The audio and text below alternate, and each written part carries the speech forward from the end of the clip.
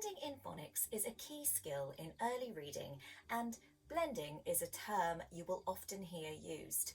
It simply means to merge, push, or blend sounds together to make a word.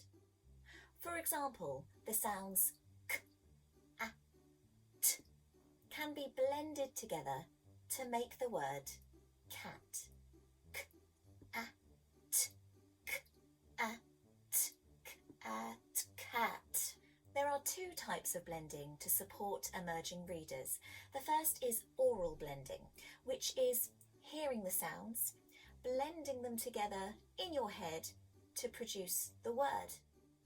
There's also blending for reading, where you see a word written down and you produce each of the sounds out loud. For example, you see this word, you sound each sound out, p, I, n, p, I, n, p, in, and then blend them together to make the word pin.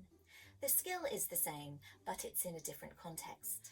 Good teaching practice is to start to encourage blending when you feel the children in your class or the learner is ready, which means they are secure in phase one.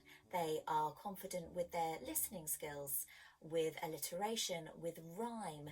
They are able to produce and identify a number of pure sounds, and they are confident with letter shapes.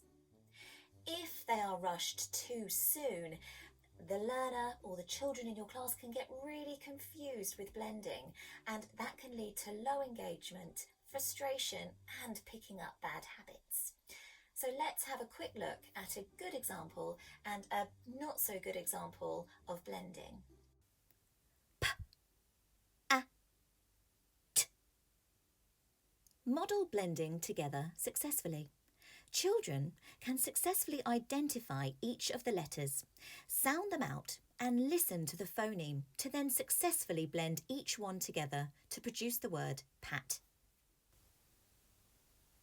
B, a, t, batter.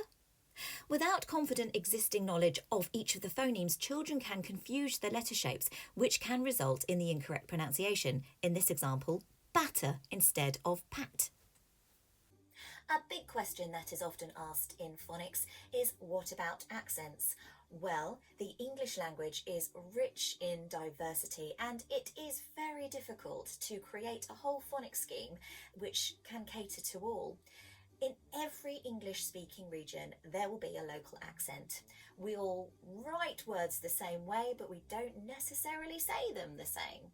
And when teaching phonics, that can get a little bit tricky. For example, the word bath. The letter A is pronounced R in the south of England, but the short vowel sound A is used in the north of England. Both are absolutely correct, and the key is to teach children in the sounds in relation to their regional accent and the language that you speak to them naturally in. It can be really good practice to use examples of diverse ways of sounding out certain words.